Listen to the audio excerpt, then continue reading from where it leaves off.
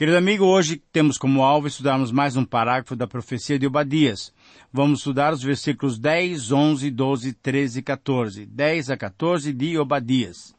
Os livros proféticos do Antigo Testamento, é importante que nós relembremos isso, são mensagens enviadas por vários pregadores inspirados chamados por Deus para esse ministério profético de trazer a sua palavra para o seu povo, de trazer a sua palavra para as demais nações também que estavam sob a sua autoridade. Na verdade, todo mundo deve ouvir a voz de Deus. Os profetas exerceram seus ministérios no mesmo período do tempo coberto pelos livros históricos, principalmente os livros dos reis e o livro das crônicas. A maioria deles, dos profetas, proclamou a vontade de Deus para os descendentes de Abraão, isso é, para os hebreus. Mas alguns profetas também trouxeram mensagens para outras nações. E o livro de Obadias é um livro profético sobre o povo de Edom. Esaú era o primogênito de Isaque.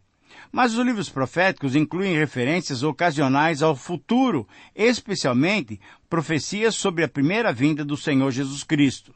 Você deve se recordar, e eu quero fazer uma relembrança com você, que os primeiros 5 livros desses chamados proféticos, por serem eles mais longos, com mais material, foram conhecidos como livros dos profetas maiores.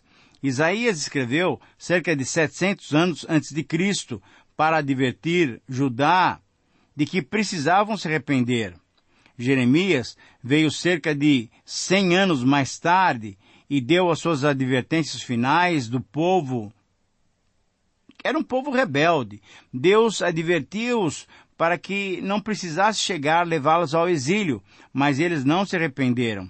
Lamentações, também escrito por Jeremias, é um livro de luto por causa da destruição de Jerusalém. Ezequiel e Daniel, ainda profetas maiores, estavam já entre os cativos de Judá, lá na Babilônia, e eles instaram o povo a arrepender-se e a assegurarem de que Deus pudesse perdoá-los. E aí Deus levaria-os de volta para a sua terra. Você deve se lembrar também que já comentamos que os 12 livros proféticos restantes do Antigo Testamento são chamados de profetas menores. Por quê? Tem menor relevância? De jeito nenhum. Eles são menores porque são apenas mais breves, têm um conteúdo menor. Suas mensagens também são significativas e super importantes para todos nós.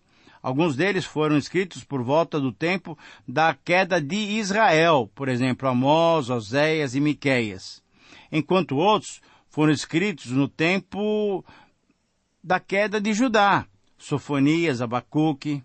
Por exemplo, Joel advertiu o povo de Judá quanto à necessidade de arrependimento. Jonas e Naum falaram das consequências dos pecados do povo assírio, do povo de Nínive. E Obadias advertiu os edomitas sobre a sua punição iminente. É o profeta que nós estamos estudando. E aí, finalmente, os últimos 3 profetas, Ageu, Zacarias e Malaquias, encorajaram o povo de Deus que havia retornado do cativeiro a servir a Deus de uma maneira mais correta, fiel. Ora, tendo feito então esse pequeno resumo, podemos entender melhor o contexto dessa profecia contra Edom. Então, Deus chamou Obadias para trazer uma palavra contrária ao procedimento de Edom, para trazer uma palavra de advertência contra essa nação que, embora fosse parente de Israel, sempre tratou Israel com muito desprezo, com muita amargura, e assim Deus chama Obadias para trazer a sua sentença contra Edom. Além de Obadias, outros profetas também falaram contra Edom. Nós podemos relembrar rapidamente Ezequiel. Em Ezequiel lemos uma declaração bem forte. Eis que estou contra ti, ó monte Seir, e estenderei a mão contra ti, e te farei desolação e espanto. Farei desertas as tuas cidades, pois guardaste inimizade perpétua e abandonaste os filhos de Israel à violência da espada. Tão certo como eu vivo, diz o Senhor, procederei segundo a tua ira, segundo a tua inveja, com que, no teu ódio, você tratou a casa de Israel. Ezequiel 35, 1 a 15. Em Joel também, nós lemos uma sentença também muito dura, muito direta. O Egito se tornará desolação, e Edom se fará um deserto abandonado por causa da violência que fizeram aos filhos de Judá, em cuja terra derramaram sangue inocente. Joel 3, 19. Ora, querido amigo, assim nós encontramos outras condenações, por exemplo, na palavra do profeta Miqueias, ao referir-se à atitude de Edom, que não deixou Israel atravessar o seu território quando caminhava em direção da terra prometida, conforme nós já mencionamos em Números capítulo 20. Por exemplo, a mensagem de Miqueias é uma palavra assim muito direta. Assim também passarei eu a ferir-te e te deixarei desolada por causa dos seus pecados. Miqueias 6, 13. Porque Edom não agiu misericordiosamente para com seu irmão Israel ou Judá, Deus condenou de modo inapelável. Quando lemos esses versículos, então, essa verdade fica patente. E aí o título para o nosso estudo é o seguinte: o juízo divino é causado pela falta de misericórdia. Veja bem, porque Edom não agiu misericordiosamente para com seu irmão, Deus o condenou de modo inapelável. E então o título para o nosso estudo, em Obadias 10 a 14, é o juízo divino é causado pela falta de misericórdia. Nesse texto nós encontramos mais uma etapa da condenação de Edom, tendo em vista a sua maneira dura de lidar com o abatimento de Israel e Judá. Por toda a Bíblia, tanto no Antigo como no Novo Testamento, toda a Bíblia está cheia do espírito de luta. Na verdade, o diabo está batalhando contra nós, contra o povo de Deus, com todo o seu poder. Ele é o inimigo, precisamos nos atentar, porque estamos em estado de guerra. E precisamos lutar diligentemente pela fé, conforme nós lemos em Judas, capítulo 3.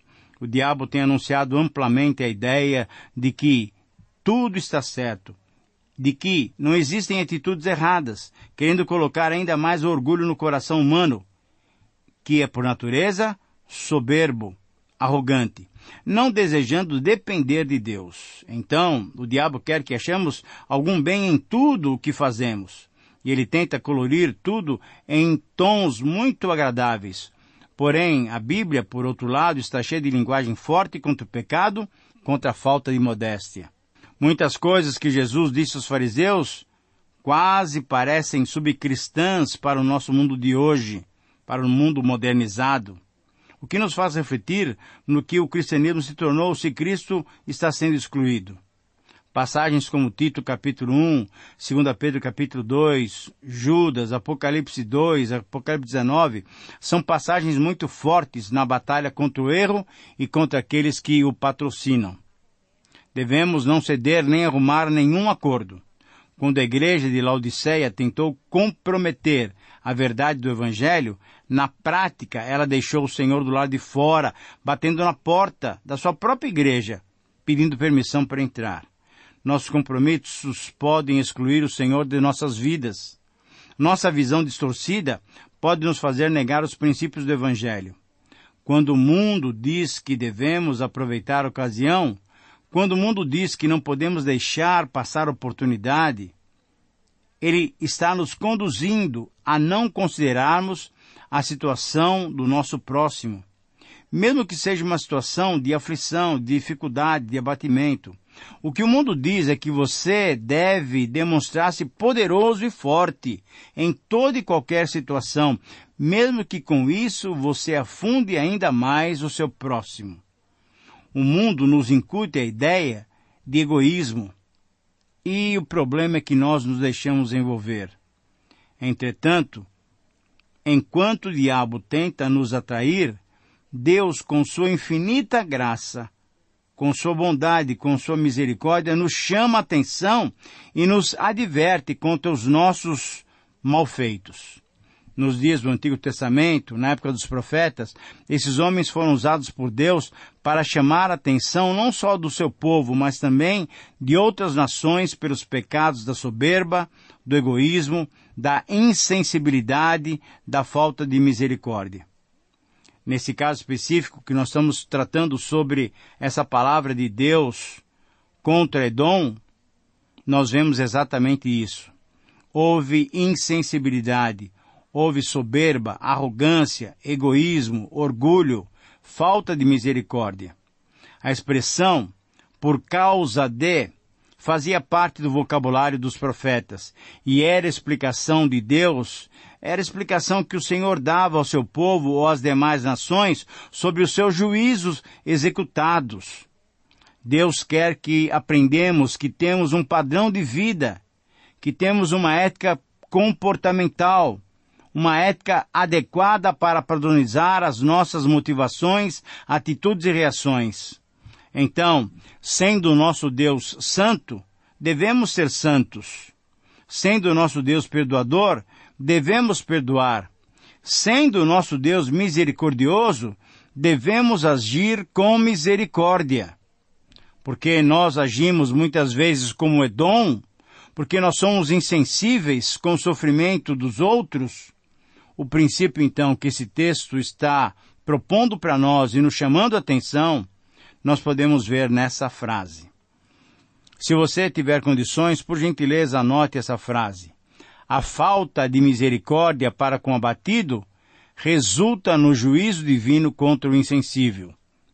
Eu repito, a falta de misericórdia para com o abatido resulta no juízo divino contra o insensível. E nesse texto nós vamos encontrar 3 resultados causados pela falta de misericórdia. O primeiro resultado dessa falta de misericórdia é a vergonha pela violência. Versículo 10. Por causa da tua violência feita a teu irmão Jacó, cobrir-te-á de vergonha e serás exterminado para sempre. Versículo 10. Esse verso, querido amigo, nós percebemos um fundamento teológico do oráculo de condenação dado através de Obadias. A razão dessa condenação foi a traição que Edom cometeu contra seu irmão Israel, Judá. Edom tomou partido com os inimigos de Israel no momento em que Jerusalém e Judá estavam vivendo uma grande angústia. No dizer de Obadias, na visão de Deus, essa atitude de Edom foi uma violência contra o povo de Deus. Conforme vimos na introdução ao estudo dessa profecia, Esaú era irmão gêmeo de Jacó. Entre os irmãos tem que haver um pacto de proteção. Haveria um cuidado diferenciado entre os irmãos que se amam. Essa proteção deveria ser parte de uma consciência fraternal e moral. Porém, Edom tinha abandonado essas práticas. Não proteger o irmão, não apoiá-lo e, além disso, associar-se com aqueles que se levantam contra ele é violência. A sentença final, então, é o castigo. Não haveria mais esperança. Edom seria envergonhado pelo próprio Senhor, pois tinha abandonado as raízes básicas do relacionamento humano. Então, o segundo resultado da falta de misericórdia é a advertência pelo desprezo. O segundo resultado pela falta de misericórdia é uma advertência muito objetiva de Deus pelo desprezo que nós temos para com o nosso próximo. Veja o versículo 11. No dia em que, estando tu presente, estranhos lhe levaram os bens e estrangeiros lhe entraram pelas portas e deitaram sorte sobre Jerusalém, tu mesmo eras um deles. É uma palavra muito direta. Então esse verso 11 destaca como esta injúria edomita tinha acontecido. É provável que Obadias se refira a algum evento histórico ocorrido, como dissemos na introdução, ou nos dias do rei Jeorão, ou nos dias da invasão babilônica, quando Jerusalém então foi aviltada pelos inimigos. Quando os inimigos tomaram a cidade, levaram muitos judeus cativos. Quando ocorreu essa catástrofe, essa derrota israelita, os edomitas não cumpriram o mandamento da consciência moral e o dever de sangue, protegendo o seu irmão gêmeo.